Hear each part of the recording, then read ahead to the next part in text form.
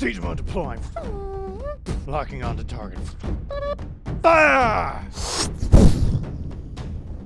Dude, what are you doing? You will address me as sir! I think he's finally lost it. So do I get to talk about this episode? What? I get to talk about this episode, right? Oh, yeah. I guess. Oh, yeah. All right. This week we're going to be talking about an idea that I wanted to talk about the last episode, but someone wanted to save for another episode.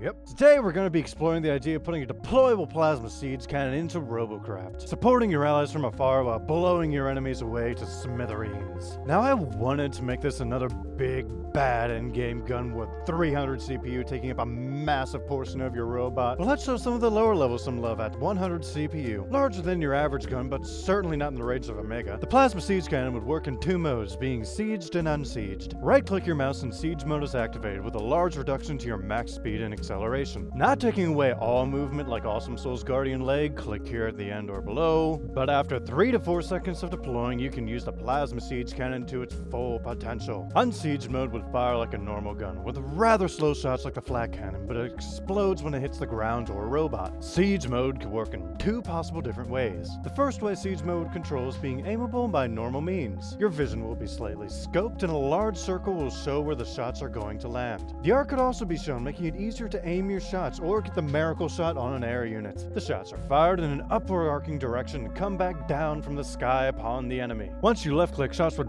very high kickback would be fired upon where you're aiming, damaging all enemies in the area shot. The second more extreme control method would be when siege mode is activated, the minimap will grow in size to allow for greater aim. A large green circle will show around your robot on the minimap to view the maximum distance you can fire, and the red circle shows where all of your shots will be landing. You will also see a green dot line in the distance if you happen to have something in view out of firing range. Hold down the key which the plasma siege cannon is on and left click either something within your vision or somewhere on the minimap. Left click to fire away, and even while slowly moving around you will fire at the location that you selected. To reselect, hold down the key again and select the target location with left click, then click once more to fire at the new target location. In both control methods, enemies will either hear the shots being fired, see the round going through the air, or see and hear the round as it drops back down, giving them a chance to react. 3 to 4 shots will deplete your energy as rounds do a high amount of damage in a large area. To compare, the first control method is less awkward to re-aim when getting fired upon, but siege mode was designed in mind not to move much behind supporting allies. The second control method, however, allows you to fire at a location you don't necessarily need to see in your vision, making you really feel like a supporting artillery. Heck, a combo of the two modes just might be the right answer. Now, if you mounted this gun underneath the robot, it would certainly not work very well, as in siege mode the weapon will always attempt to fire at a 45 to 80 degree angle. If it is able to fire, well, it just fires at the closest location possible, which